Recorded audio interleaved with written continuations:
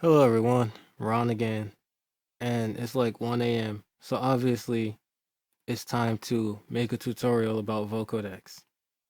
So in the previous video, I covered Fruity Vocoder, and this is the same project, meaning it's like right here. So in this one, we're going to talk about Vocodex. So you should watch the last video because Fruity Vocoder will make Vocodex easier to understand. In the last video, I talked about what a modulator and a carrier are. I'm gonna get rid of these. Just focus on this part of the interface for this video, and then maybe I'll do the rest of this in a separate video because it's kind of a lot to take in, even though a lot of this relates to what was in the last video. With that being said, pull up Fruity Vocoder. Where it at? There it at. Alright, so with Fruity Vocoder, and to rehash the definition of what a vocoder is, it is used to take one signal and have it modulate another signal. That's called a carrier. Obviously, the modulating signal is called the modulator, and the carrier is the synthesizer because it carries that modulation and lends its sound to the final product, if you will. So that's what we're looking at. When we were discussing for the vocoder, we were discussing how you put the modulator in the left channel and the carrier in the right channel. So you put the synthesizer in the channel by itself, pan it right, like this. Put the vocal or drum, whatever is the modulator, in the left channel. In another channel, and pan it left. And then you send both of them, you route them to the vocoding track, or the track that has Fruity Vocoder. So that's what we did. Now Vocodex is slightly different, but there are some things that are similar. Actually, maybe I shouldn't have closed that. Let's bring it back. So the first major difference is the interface. No, I'm kidding. The first major difference is that when you're using Vocodex, and this confused me at first, you don't route them this way. You take them and you sidechain them. So you have the vocal, which I have right here, and you have the synthesizer, which I have right here. I'm not going to play them yet, but you sidechain them to this track. So there's no volume playing natively. And to me, that makes a lot more sense. So if you, let's say if you highlight these two and you hold control, left click, it makes it so they route to this track only. So let's say if we were going to have a whole bunch of vocals that were prepared like this, then highlight them all. And you could right click here, route to this track only, or hold control. But if you click here, then you could just put sidetrack to this track only. If you want to press control, then hold control, all of them will route to this track only, and then make all of them sidechain because they're all, hold shift and left click. That's for sidechaining. But not with all those tracks, just with these two. So that's a bonus tip. So let's listen to the vocal that we have first. House music. Oh, sorry. Synthesizer's playing. House music. House music. We need a beat. Okay, let's go. So there are a few of them. And we're going to go through the basics to vocode these using Vocodex rather than Fruity Vocoder. And you're going to see why Vocodex is so much better. So, as I said, the first thing you want to do is sidechain both of them. So, control, left click, shift, left click. This is where Vocodex is, as you can see. We're going to add a parametric EQ because that's what we did in the last video and it makes a ton of sense. And we're going to look at the interface and talk about the similarities at this point. So the first thing you're going to notice is that immediately you have this wet versus dry knob. So turned all the way to the right, it's entirely wet, and it means that the signal is fully mixed. But I don't think it goes up to 125% like this one does. It looks to the left like it just gets louder, which I never actually thought about that, but yeah, that makes a lot of sense. So now, right here you have modulator and carrier, but you can choose the channel, see? So the vocal house, that is the modulator, and this is by right-clicking also. So the vocoder, that's the carrier. So the synthesizer is always the carrier, and the voice is the modulator, and it's got a mouth right there and whatever that thing is to show you that. Right here, you got sound goodizer, which is going to provide limiting to the vocoded effect to try to keep the volume in check so it doesn't spike too much because it can be unpredictable. Here, you got a high pass that acts on the modulator because with the human voice, such as especially in a male voice, there are frequencies that are lower that are not really necessary, and this will affect the nature of the vocoded sound at the end. So you're gonna high pass some of those. You can see to the left, it's high passing however much you like from the modulator. With the carrier, it has low pass, so it's the opposite, because when you have a really buzzy synth, like you might want to use a saw wave, something with a lot of upper harmonics, if somebody pronounces an S and you know what white noise is, like, let's go here. So let's open Nectar 3, go to EQ, right? And it's lagging a little bit.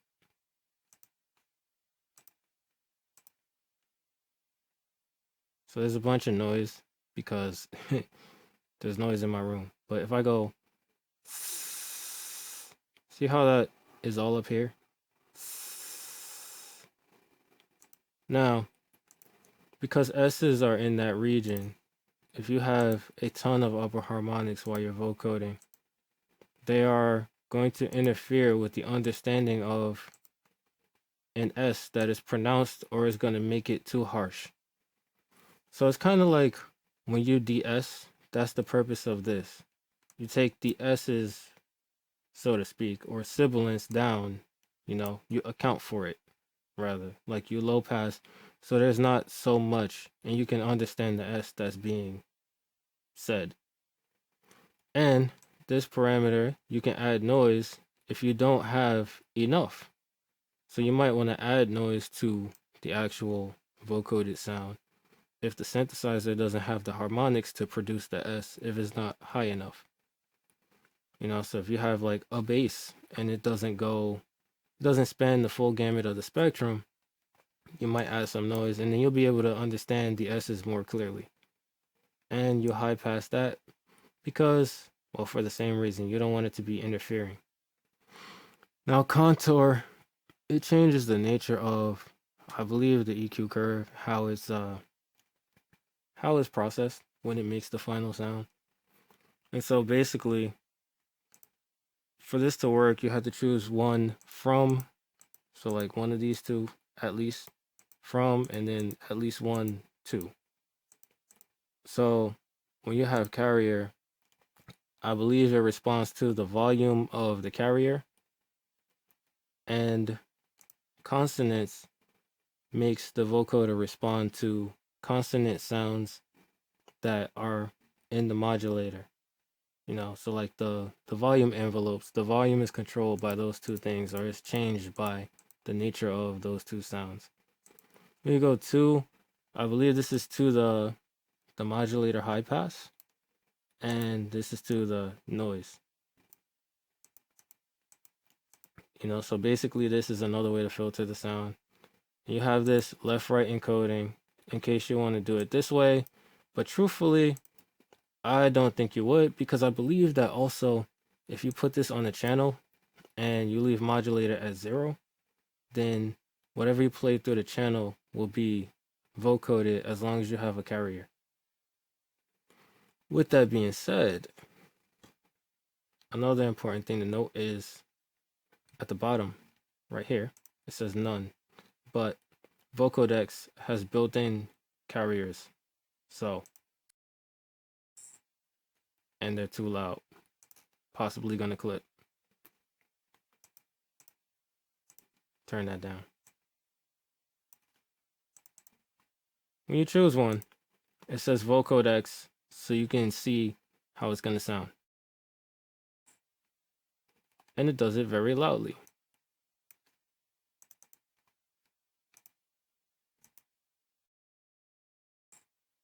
See, it's way too loud. Post-production. Anyway. So you see the carrier is there, and you can increase these to increase the audibility of it. So the higher you put this, the more of the carrier you'll hear. Here, the more of the modulator, and that helps with intelligibility too. Same thing with noise. Draft, it lowers the quality of the sound in real time, but it saves CPU.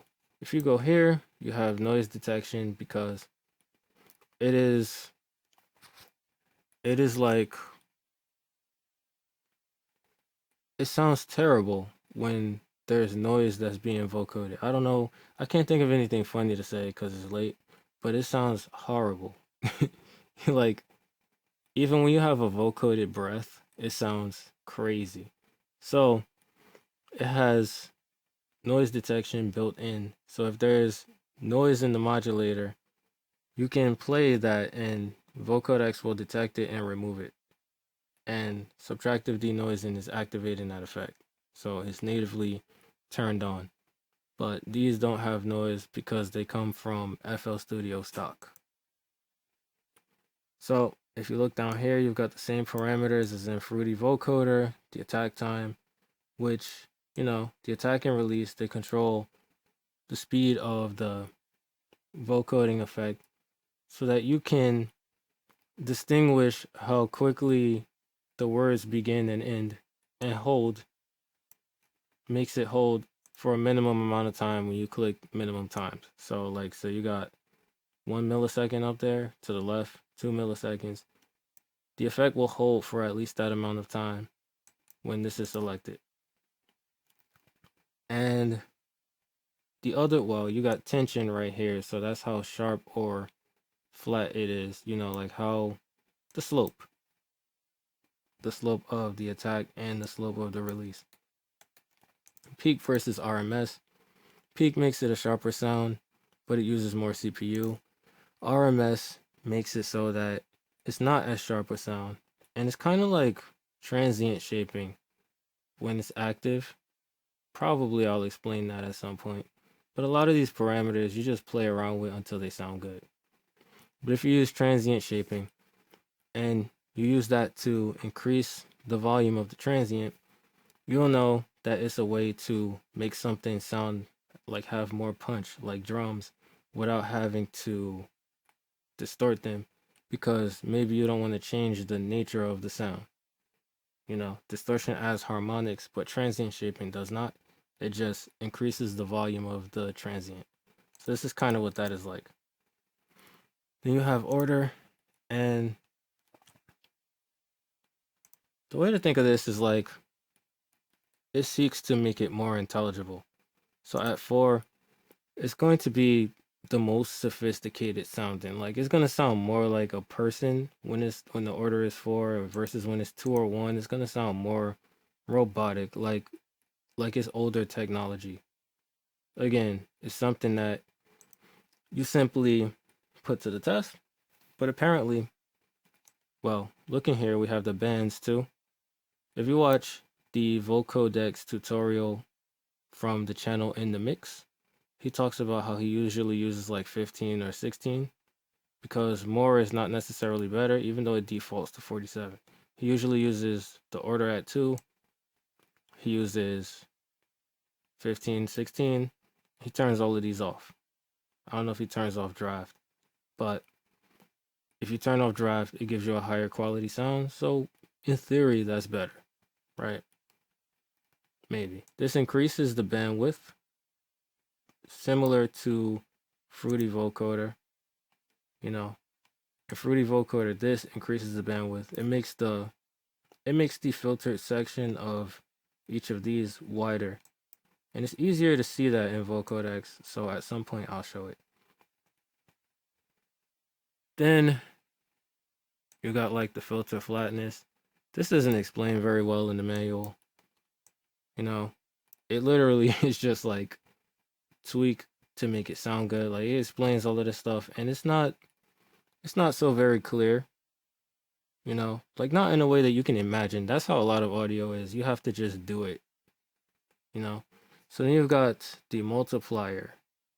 So that is going to multiply the bandwidth, and it looks like up to ×4 right there. But again, tweak to perfection. Right here, this is the pitch shifter, so it makes the final vocoded product higher in pitch or lower in pitch, like we did right here in Fruity Vocoder to make it sound like a female or a male. And right here you got Unison. So you gotta increase this.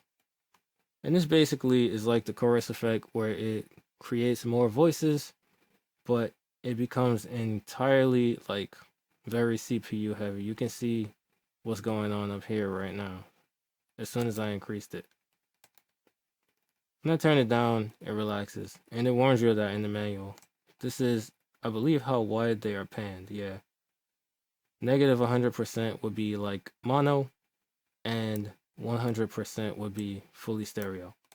And this, the thing with the people is, you know, the unison shift. It's going to detune them and make them sound separated. So with that being said, if you made it to the end of the video, I thank you for watching. And as usual, have an awesome day. Peace. Like, comment, and subscribe, and share. All right, I'm out.